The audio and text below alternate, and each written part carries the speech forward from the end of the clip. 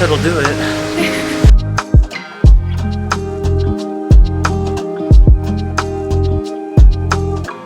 Not too bad.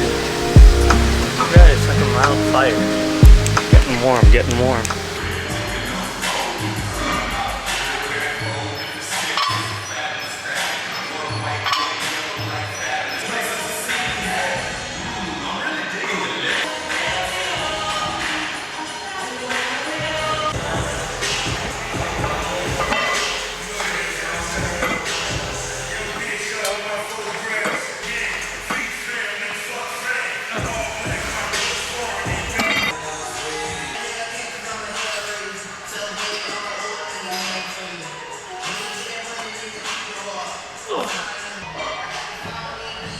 Oh, my chesticles.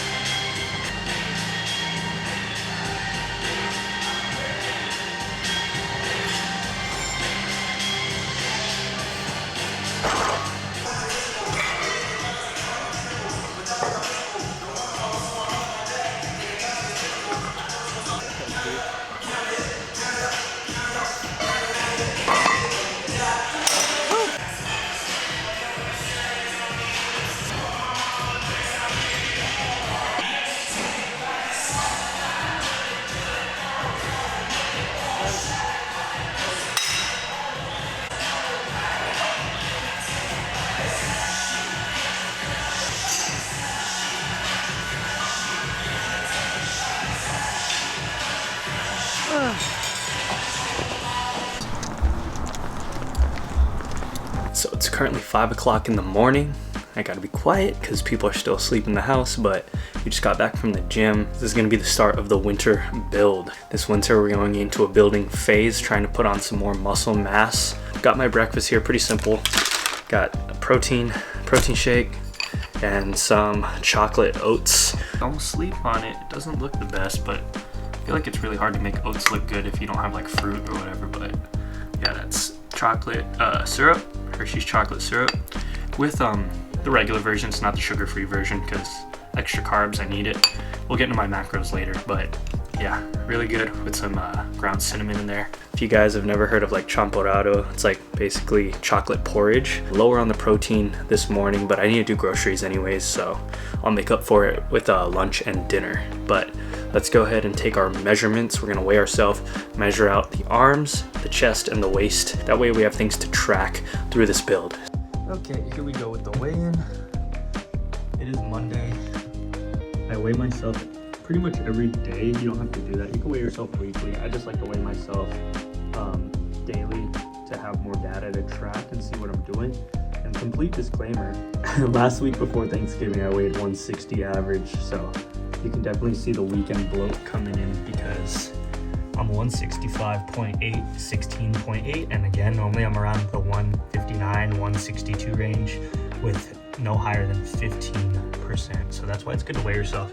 A lot of that is bloating. Thanksgiving on Thursday, Black Friday on Friday, not really a holiday, but Saturday we had another Friendsgiving event, and those 3 days paired with the drinking, paired with the Thanksgiving food, definitely went in. So we're gonna make up for it the next couple weeks with dialing in our macros back. So 3 days like that doesn't really mean much in the grand scheme of things as long as you get back on track. Don't have remorse, don't feel bad for yourself, and don't regret anything in the moment that you're eating it. Again, if you're doing well all the other times, if you're consistent every other time, this time of year, the holidays aren't going to throw you off. There's no such thing as bad food, just a bad relationship with food. That being said, we got our weigh-in on the scale. That's one part of the equation. The next part, because I'm trying to build, right? This is the winter build after all. We're gonna measure. So I have a tape measure here. Sorry for the weird angle. Boom. Yeah, see, look, not too bad. Got some fluff here from the bloat, but you guys can see the composition here. Again, not too shabby. 165 weigh-in.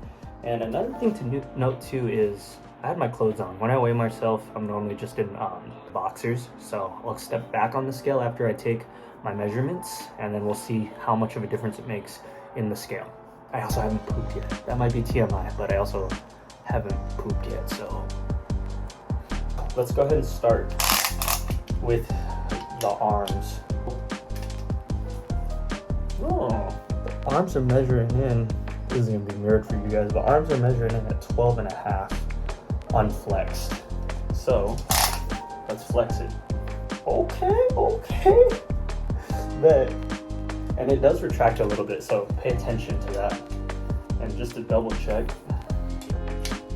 let's make sure. Oh shit, that's weird. So unflexed, I have 12.5, and then flexed, I got 15 inches. So that's interesting, very interesting. I really thought I had smaller arms than that, so it's kind of nice. Let's check out the chest now. With my lats flared and my chest puffed, I'm just shy of 40.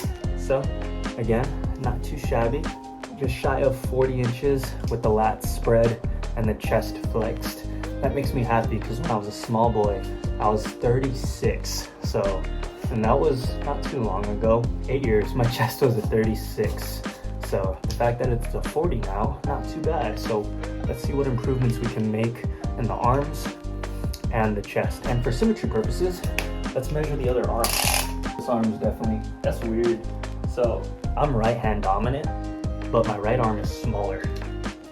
So on the other arm, I measured at 15 flexed on my left arm, and on this arm, I'm 14.5 on my right arm, and then I'm 15 on this arm, which is weird because I'm right hand dominant. So again, good thing to know. And honestly, I think I know why, and it's because I'm tatted on this side. I do notice when I'm training at the gym, or you know, when I'm looking at the mirror, I focus a lot more on this side because I could see more definition. So maybe subconsciously I'm focusing more on getting contractions on the left arm, and I'm not focusing as much on the right arm. I know what some of you are thinking, and you can get your mind out the gutter right now because I fap with this arm. And last but not least, the waist. So don't mix up your hips and your waist. If you guys are gonna measure your waist, it's at the belly button, okay? So if you measure the waist, it's at your belly button. If you measure your hips, it's at the widest point of your cheeks. So don't get the two confused, they are different. I don't think either one is wrong. Moderately relaxed, I'm at a 31.5, and again, when I'm not puffy and bloated and shit, I'm normally around a 30 waist. So it just goes to show how much water weight can do to you.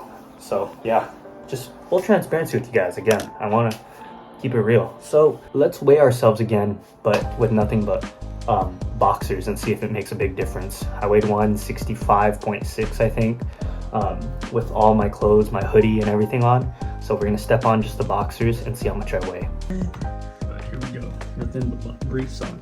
And look at that, 3 pounds down just from taking off clothes. Boom, big difference. 162.6, 16.2, and that's without my hoodie, my joggers, and my tank top on. We're gonna take that a mile further, and again, this might be TMI, but I haven't done my morning poop yet, so I'm gonna do my morning poop, and then we're gonna weigh ourselves again. So it went from 165 to 162. Let's take care of business, and then weigh ourselves again. The bowels have been cleared. You can hear the toilet resetting, and here we go again. So now this is clothes off, post poop, from 165. What the fuck? Okay, to be fair, it wasn't like a super big poop or anything either. That's funny. That's fucking hilarious. There you go, guys. 162. And that right there is exactly why I weigh myself daily. There's just too much fluctuation day to day. That being said, my life doesn't revolve around the scale. If I miss a day where I forget to weigh in, Mondays are for sure the days that I weigh every single week. But I like to track my weight because just like your progress in the gym, you don't just suddenly start lifting heavier. You're gonna have days that you go up, and then one day that you back off, up, back off. That's what progressive overload is. Same thing with losing weight. It's not just a downward trend. You're gonna lose, maybe come up a little bit because, you know, life, and then lose, come up a little bit because of life, lose. It's not just a linear downward path. It's gonna go up and down. The general trend should be downward. So make the scale a tool, not a weapon. You guys saw the difference it makes from weighing yourself with certain clothes on to your morning routine, your morning ritual. So if I were to say that if you were to start weighing yourself, I would advise that A, you do it at the same time every day. B, you try and do it in the same clothes, whether that's the same outfit or whether you're just in your boxers or underwear, whatever. But just keep those variables that you can control as consistent as possible, because it does make a difference if you weigh yourself at night and then there's one day that you weigh yourself in the morning. All it has to do with how bloated you are, what food you have in your system, did you poop, are you hydrated, did you go out the night before, things like that. So yeah, keep the variables that you can as consistent as possible. Try and weigh yourself the same time every day. Try and do it in the same clothes every day, whether it's the same outfit or in your underwear, your boxers, whatever. So yeah, let's talk more about the build. So I think the last time I focused on aesthetics was when I first got into lifting. And again, it was like a bro split bodybuilding style, just spot training muscles basically. And it's gonna be fun to be able to do that again, but with a more experienced approach. And going into this winter build, the next 8 weeks, I really want to take the time to highlight and attack any personal weaknesses / insecurities that I might have in my own physique. I do want to clarify though that I am going into this build from a position of self-love. Again, I love my body. I'm grateful for the things that it's allowed me to do, and just going into this winter build, I think it's important to have goals. And some of you guys, watching this video, your goal might be the exact opposite this winter. It might be to do a winter shred and cut down on weight, or finally start that transformation journey. But regardless of what your destination is, whether you're trying to shred down or bulk up, hell, you might not even care about looks, you just want to start moving, feel good. I think that it's important to come from a place of self-love, self-appreciation. It's a constant balance of appreciating the present, what you can do now, and constantly shooting for the future and what you want to be able to do.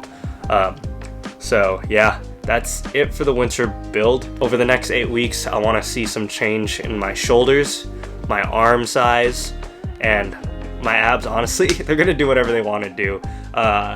I'll keep my macros posted with you guys. If you don't follow me at Fit to the Wrist on Instagram, I tend to share my meals every so often. I'll make an effort to show you guys more of that. That's it for this first episode of the winter build. Let me know if there's anything you guys want to see in episode 2. I'm throwing things in there that I think you guys will appreciate, but if I left something out, or if you want to see more of something, just comment down below and I'll be sure to include that in the next video. As always, I appreciate you guys for watching, and I'll see you in the next one.